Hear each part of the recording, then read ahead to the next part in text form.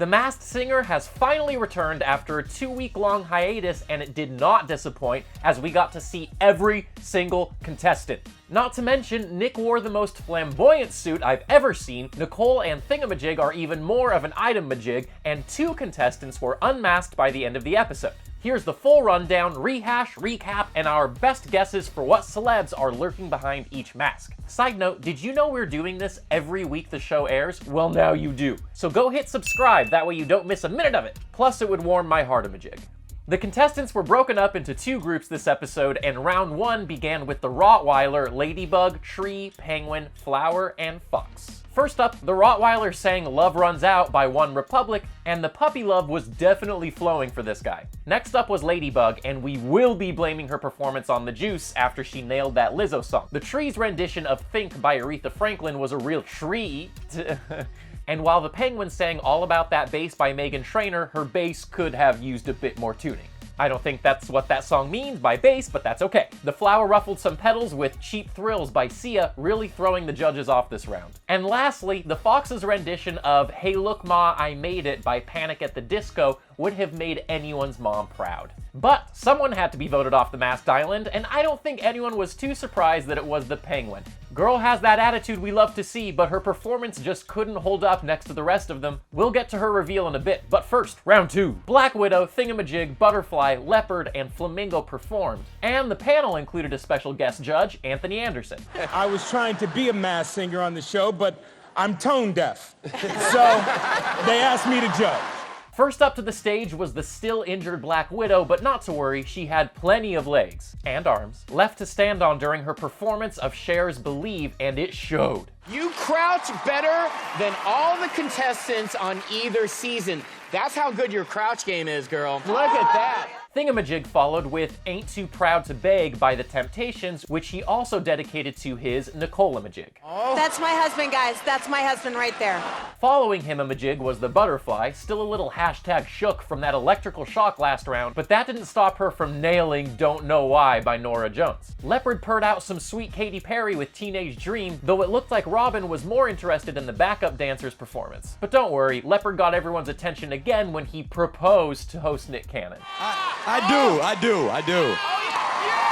And Nicole's with the thingamajig, I had to get something. And last but certainly not least, we could not get enough of Flamingo's rendition of Never Enough from The Greatest Showman. This round, we honestly couldn't tell who would be the one taking it off, but it had to be someone, and sadly, even in the end, her crouch game couldn't save the Black Widow. And now onto the part we know you've been waiting for, the reveals and our best guesses for every contestant remaining. The Penguin hinted this round that she was always relegated to the D-list and made fun of, showing a post-it note with Snaggletooth written on it. She said she overcame those challenges though by making people laugh. After a few references to The Office and Curb Your Enthusiasm, the judges were pretty certain this was someone who had done comedy on a few sitcoms. The Penguin then hinted after her performance that she had many relationships with many of the presidents. Ken guessed Wanda Sykes, and Jenny changed her guess from Sherry Shepherd to Nicole Byer. I could be like Ken Jong wrong right now.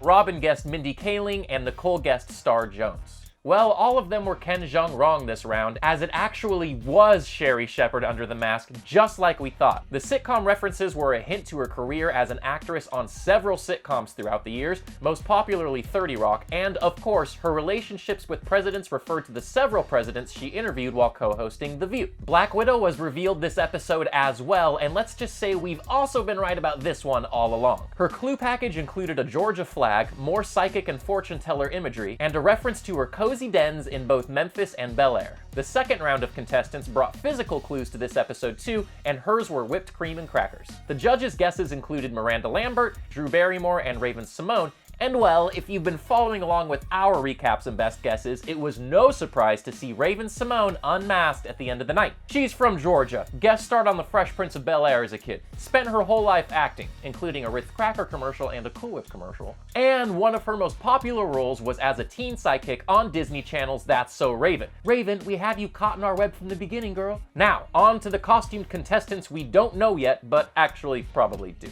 The Rottweiler's hints this week included a drawing of an angel, a a start in musical theater, and the fact that his pedigree wasn't fully recognized, while 3 other dogs with the names Kale, Carolina, and Little Pete seemed to be having a much better time than he was. Finally, after his performance, he said, "My heroes growing up were Bruce Lee and Boyz II Men." The judges think he could be Kevin Jonas, Brian Luttrell, or Pat Monahan. But we've said it before and we'll say it again, the Rottweiler is definitely Chris Daughtry. In addition to his blue rose tattoos he's hinted at in previous packages, he also has a huge angel tattoo on his shoulder. There are a number of different things the pups in the 3 boxes could be referencing, like his 4th place win on American Idol, his father's name Pete, or his first role in musical theater in a production of Peter Pan. So either of those could have been the Little Pete.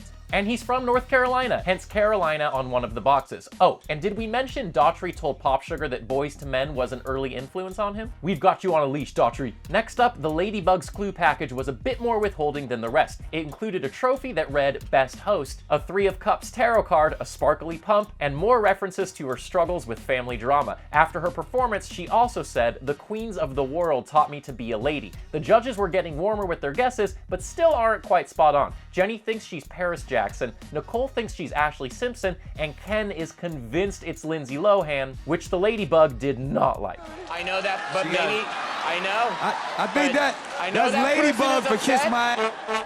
Well, we're pretty confident the Ladybug has to be Kelly Osbourne. She has hosted several television shows throughout the years, is pretty well known for her style, including plenty of sparkly pumps, and has 2 siblings, making her one of 3 kids. She was also sent to several prestigious private schools around England growing up, hence those queens that taught her to be a lady. And, of course, she's had plenty of family drama to go around. Next up, the tree hinted in this episode. "I'm not a regular tree, I'm a cool tree." I mean, now all she needs is a mean girl daughter and a pink jumpsuit. She was also seen playing piano, referenced holiday rom-coms, and said her family has never made me feel like I was left home alone, while the White House was shown in the background. She then said after her performance, "I have been a brand ambassador, and it does relate to food." The judges were pretty unsure on this one. Don't flatter yourself.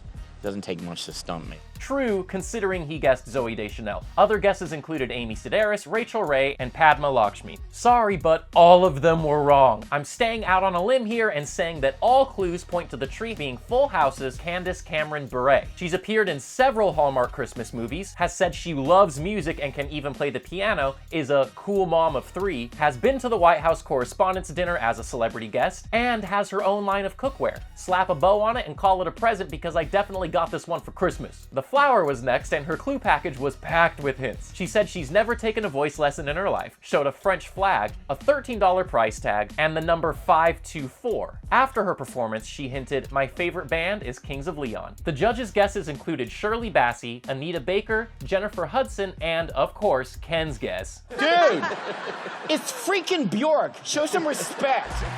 Bjork.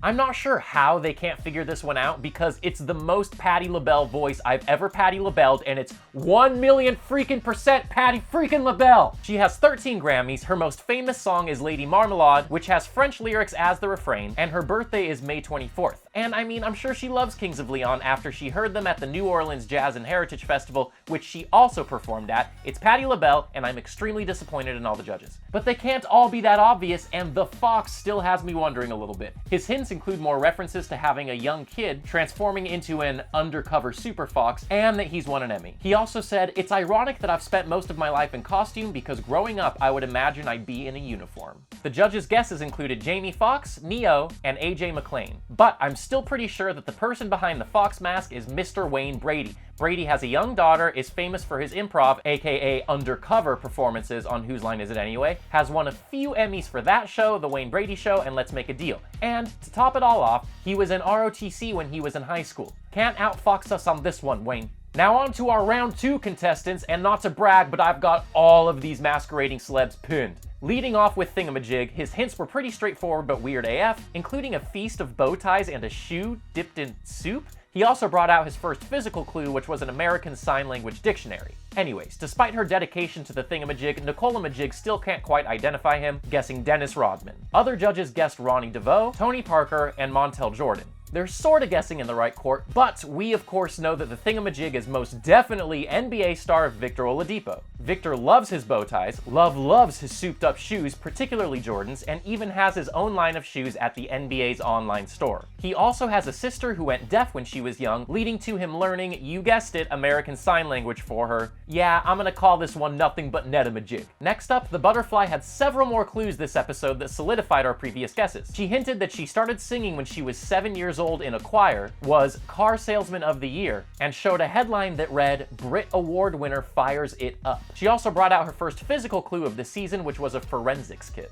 Finally, some of the judges are starting to catch on. While Ken guessed Nora Jones and Robin guessed Leona Lewis, Jenny and Nicole are certain she's former Destiny's Child member Michelle Williams. And if you've watched any of our videos, you know I absolutely agree with them. Michelle started her singing career at 7 in the St. Paul Church of God in Christ choir, pursued a degree in criminal justice, is a self-proclaimed car fanatic, and won a Grammy when she was part of Destiny's Child. You may be spreading your wings on The Masked Singer, Michelle, but you can't fly away from those facts. Second to last this episode was the Leopard, who hinted in his clue package that he was once a young cub on the road. There were also several more headlines in this episode, including one in particular that read, Performer of Slow Jams plays at the White House. His physical clue this episode was a camera, to which he explained, you know my life has been so tiresome, I spend most of it in front of the lens, but I much prefer being behind the lens. The judges seemed to take some of the bait the big cat laid out this week, guessing Bobby Brown, Billy Porter, and Tyler Perry. But none of those are right, because we know he is, in fact, singer-songwriter Seal. Seal spent a lot of time on the road when he first started out, traveling from Britain to places like Japan, Thailand, and India. He also performed My Girl at the White House for President Obama, and again, just can't get away from all that paparazzi as not only a very famous performer, but also after plenty of controversies in his professional and romantic life. And finally, the last contestant we will metaphorically unmask this week is the Flamingo. She hinted this week, Mira, the real truth is, my story's not all fantasy. And her clue package included cheetah print fans, a rule of film, and the fact that she can not only sing,